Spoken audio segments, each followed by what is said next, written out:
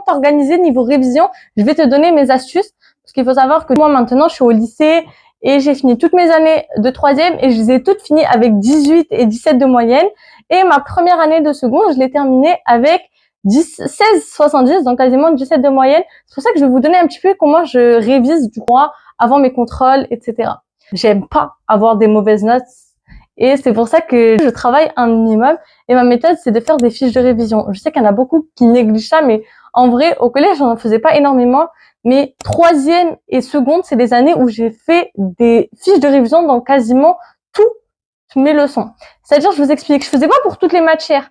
Mais en fait, par exemple, pour les contrôles d'histoire, les contrôles de SVT et les contrôles de physique-chimie, je faisais des fiches de révision. Seulement ces 3 matières-là.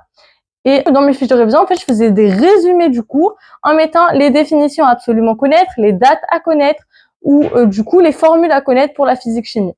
En fait, je le faisais comment? Soit j'avais des heures de permanence et du coup, je faisais mes fiches de révision pendant mes heures de perm en prenant du coup mon cahier et en regardant mes cours. Soit je faisais chez moi le week-end, mais comme je préfère réviser le week-end que justement faire les fiches, c'est surtout en semaine que je faisais mes fiches et ensuite le week-end, je les révisais. Parce qu'en fait, en écrivant mes fiches, je retenais un minimum et du coup, le week-end, quand je les relisais, j'avais déjà retenu des choses. Et c'est vrai que faire des fiches de révision, ça m'a beaucoup aidé. Ensuite, comment je révise? Déjà, faut connaître du coup comment votre mémoire, si vous avez une mémoire auditive ou une mémoire à l'écrit ou à l'oral, etc. Ça, c'est trop important.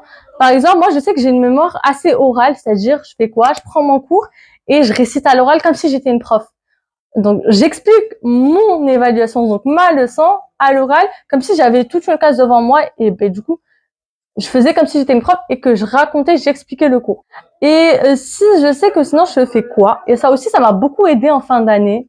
C'est vrai que je l'ai découvert il y a pas longtemps, c'est je m'enregistrais. En fait, je m'enregistrais en train de réciter mon cours et ensuite, du coup, je l'écoutais en boucle. C'est-à-dire que quand j'avais rien à faire, en fait, je prenais mon téléphone, je lançais l'audio avec ma leçon et j'écoutais. C'est vrai que ça m'a beaucoup aidé aussi. Et ma dernière méthode, et c'est celle honnêtement que j'aime le moins et que j'utilise le moins, mais ça va m'arriver de l'utiliser parfois, c'est d'écrire, de réécrire mon cours. Mais pour moi, ça marche pas énormément parce que c'est pas ce qui m'a permis de mémoriser mon cours. Sinon, j'utilisais cette méthode, mais j'utilisais du coup ma méthode orale ou ma méthode des fiches de révision à côté. Mais c'est vrai que voilà, ça m'a beaucoup aidé.